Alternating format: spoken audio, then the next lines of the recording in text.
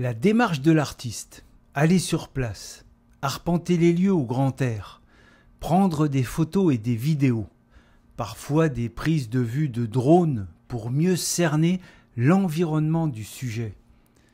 Quand c'est possible, quand la température le permet, l'artiste fait un croquis sur place, captant ainsi tous les petits détails de l'atmosphère, de l'ambiance, des éléments non visibles sur photo, comme les sons, les odeurs, les échos, le clapotis des vagues, ou le sac et le ressac de la mer qui apaise.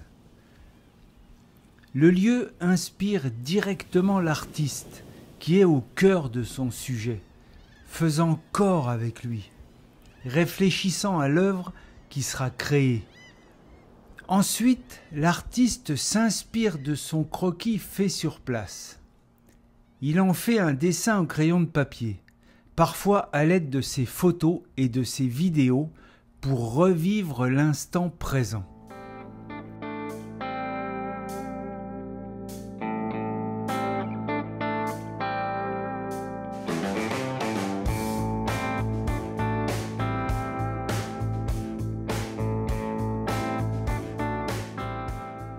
De ce dessin, il en fait une version un peu plus nette, à l'encre sur papier, pour fixer définitivement sa vision du sujet. Il établit les grandes lignes de la composition.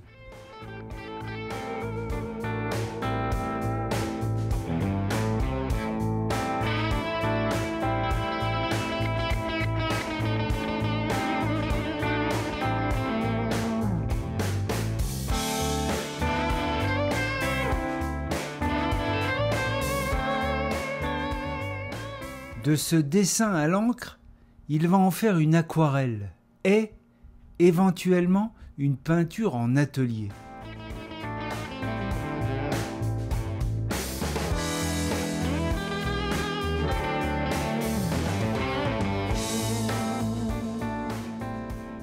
Les souvenirs restent ainsi vivants tout au long du processus, jusqu'à la réalisation de la toile, si jamais les versions mènent à une œuvre plus élaborée en atelier.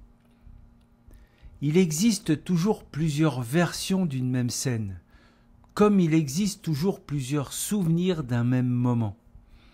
Tel l'alchimiste dans son laboratoire qui cherche à transformer le plomb en or, l'artiste travaille à obtenir le résultat souhaité, son grand œuvre.